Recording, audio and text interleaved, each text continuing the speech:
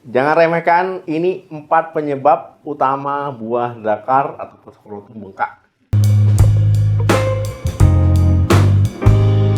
Assalamualaikum warahmatullahi wabarakatuh. Halo teman sehat, jumpa lagi dengan saya Dr. Sadam Ismail. Buah zakar atau testis yang merupakan organ vital dalam sistem reproduksi pria. Ya, kaum pria ini vital sekali. Nah, ketika bagian ini mengalami pembengkakan, wajar ya jika banyak pria merasa khawatir, ya takut, ya bahkan malu untuk memeriksakannya ke dokter. Nah, pembengkakan pada buah zakar itu memang bukan hal yang bisa dianggap sepele, teman-teman. Nah, karena bisa menjadi tanda dan juga berbagai kondisi medis dari yang ringan ya hingga yang memerlukan penanganan darurat. Nah, namun ada baiknya kita memahami penyebabnya agar tidak panik berlebihan dan juga bisa mengambil langkah-langkah yang tepat dan juga cepat. Nah, dengan informasi yang benar ya, saya harapkan teman-teman bisa lebih proaktif dalam menjaga kesehatannya sendiri. Nah, ini bukan hal yang memalukan, tapi hal yang perlu disikapi dengan bijak. Di video kali ini kita akan membahas nih ya penyebab-penyebab umum dari buah zakar bengkak, serta tips-tips praktis untuk menjaga kesehatan buah zakar. Jadi tonton sampai habis. Nah, penyebab-penyebab umum buah zakar bengkak ada beberapa kondisi, jadi mari kita bahas satu persatu. Nah, yang pertama itu epididymitis dan orchitis. Nah, ini adalah salah satu penyebab paling sering ya. Nah, epididymitis yaitu adalah peradangan pada epididymis. Nah, yaitu saluran yang terletak di belakang testis untuk menyimpan dan juga menyalurkan sperma. Sedangkan orchitis adalah peradangan pada testis itu sendiri. Nah, jadi kedua kondisi ini sering terjadi secara bersamaan. Nah, peradangan ini biasanya disebabkan oleh infeksi bakteri ya, baik dari saluran kemih maupun infeksi menular seksual. Nah, seringkali rasa sakitnya itu muncul secara bertahap ya. Berbeda dengan kondisi darurat lainnya, gejalanya meliputi bengkak ya, kemudian nyeri, nah demam, dan terkadang itu keluar cairan dari uretra. Yang kedua, hidrokel. Nah, hidrokel adalah penumpukan cairan di sekitar testis. Nah, kondisi ini biasanya tidak terasa nyeri dan umumnya jinak. Nah, namun ukurannya bisa membesar dan juga menimbulkan rasa berat atau tidak nyaman. Nah, yang ketiga, varikokel. Pembekakan pada pembuluh darah vena di dalam skrotum ini mirip dengan varises di kaki ya. Nah, jadi varikokel ini sering digambarkan seperti sekumpulan cacing ya di dalam kantung buah zakar. Jadi kalau teman-teman meraba ya, seperti ada tali-tali cacing gitu ya, besar-besar gitu. Nah, meskipun tidak selalu menimbulkan gejala, varikokel ini adalah penyebab umum ketidaksuburan pada pria. Nah, karena apa? Karena pembengkakan ini bisa meningkatkan suhu di sekitar testis. Nah, yang bisa mengganggu produksi dan juga kualitas sperma. Yang keempat, hernia inguinalis. Nah, teman-teman ya mungkin sering mendengar ya istilah hernia. Nah, kondisi ini terjadi ketika sebagian usus atau jaringan dari rongga perut itu turun ke dalam skrotum melalui celah yang melemah. Nah, hal ini bisa menyebabkan pembengkakan yang terlihat seperti benjolan di pangkal paha ya, hingga ke buah zakar. Nah, hernia ini bisa terlihat sebagai benjolan yang semakin membesar saat batu ya. Ketika batu itu dia agak besar. Kemudian saat teman-teman mencoba mengejan, itu juga dia bisa tambah besar. Nah, gejalanya bisa berupa nyeri ya, terutama saat mengangkat berat-berat nih, barang berat diangkat nyeri dia. Nah, jika hernia ini terjepit dan tidak bisa didorong ke perut, itu disebut namanya hernia strangulata. Nah, ini adalah kondisi darurat yang harus segera dioperasi. Yang kelima, torsio testis. Torsio testis ini termasuk ke gawat daruratan medis nih, teman-teman. Nah, ini adalah kondisi yang paling serius dan memerlukan penanganan medis segera.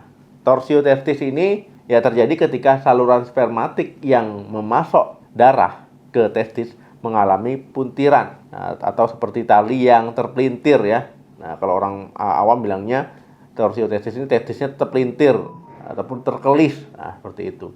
Gejalanya sangat khas, yaitu nyeri yang muncul tiba-tiba dan sangat hebat pada salah satu testis. Jadi kalau seandainya di sebelah kanan terpelintirnya, ya itu dia nyerinya sebelah kanan, kalau kiri. Nah, jadi nyeri yang sangat hebat bisa disertai dengan gejala ya, gejala lain seperti mual, muntah, dan juga testis tampak lebih tinggi dari testis yang lainnya. Nah, jika tidak ditangani dalam hitungan jam, kondisi ini bisa menyebabkan kerusakan permanen pada testis dan harus diangkat. Cara mencegah dan menjaga kesehatan buah zakar, ya teman-teman, ya ini bisa dilakukan beberapa tip ya teman-teman, dan juga bisa dilakukan secara rutin. Yang pertama, gunakan celana dalam yang tepat. Nah, pilihlah celana dalam yang memberikan dukungan yang baik ya. Celana dalam yang terlalu longgar itu bisa menyebabkan testis bergerak bebas dan menyebabkan risiko cedera ataupun torsio. Nah, terutama saat berolahraga. Jadi teman-teman penting untuk ukuran celana dalam itu sesuai ya, jangan terlalu sempit, jangan juga terlalu longgar. Nah, kalau bisa itu bahan dasar katun. Nah, yang kedua, lakukan pemeriksaan mandiri secara rutin. Jadi teman-teman ya, habis mandi, misalkan teman-teman ya berkaca ya sambil diraba-raba, mungkin bisa seminggu sekali, sebulan sekali untuk diperiksa buah zakarnya. Nah, itu kan kalau diperiksa orang kan malu ya. Nah, periksa sendiri saja. Nah, itu rasakan dengan lembut, raba pelan-pelan saja, jangan terlalu keras, nanti malah memar, malah cedera ya, malah bengkak. Nah, di situ teman-teman lihat ada benjolan atau tidak, ada pembengkakan atau tidak. Nah, atau ada perubahan tekstur yang tidak biasa atau tidak. Nah, deteksi dini itu penting terutama untuk yang tidak menimbulkan nyeri ataupun penyakit yang tidak ada nyerinya. Nah, kalau dilakukan rutin kan tahu ya, kemarin kayaknya nggak seperti ini, sekarang kok ada perubahan nih, kok kayaknya ada benjolan. Nah, kalau seandainya nggak pernah ya kan nggak tahu, jadi perlu dilakukan rutin. Yang ketiga, jaga kebersihan area genital. Nah, menjaga kebersihan area genital itu kunci penting juga untuk mencegah infeksi bakteri ya. Jadi kalau seandainya jorok ya ataupun nggak bersih kan, itu resiko infeksi meningkat. Nah, bisa resiko nanti infeksi saluran kemih, epididymitis ya. Nah, jadi bersihkanlah area genitalianya secara teratur ya, dengan bersih, apalagi setelah berkeringat, setelah beraktivitas, setelah berolahraga. Yang keempat, praktikkan seks yang aman. Nah, jadi infeksi menular seksual atau IMS ini adalah penyebab umum epididymitis ya. Jadi selalu gunakan kondom dan praktik seks yang aman untuk melindungi diri kalian ya dari infeksi ini, karena ini membahayakan kesehatan reproduksi. Yang kelima, hindari cedera. Nah, jadi teman-teman ya saat olahraga hati-hati ya. Nah, jangan sampai nanti misalkan olahraga sepak bola ataupun bela diri. Nah, itu kalau bisa ya bagian selangkangannya, bagian bawah zakarnya pakai pelindung khusus ya. Nanti takutnya ketendang ya, repot ya. Nah, kesimpulannya pembengkakan pada buah zakar ini memang memiliki banyak kemungkinan penyebabnya apa. Nah, yang paling penting adalah teman-teman jangan pernah menyepelekan gejala yang muncul ya pada buah zakarnya.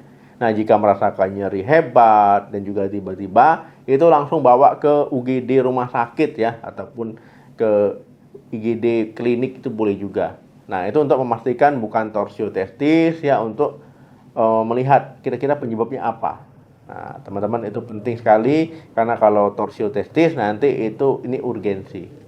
Semoga video ini bermanfaat dan juga menambah wawasan kita semua. Jangan lupa di like ya, di share, dan juga di subscribe channel ini untuk informasi kesehatan lainnya. Kalau teman-teman mungkin ada pengalaman nih ya tentang buah zakarnya bengkak dan juga tips-tipsnya mungkin yang pernah dilakukan, boleh ya bagikan di kolom komentar. Terima kasih yang sudah nonton sampai habis. Jaga kesehatan selalu. Salam sehat, sampai jumpa.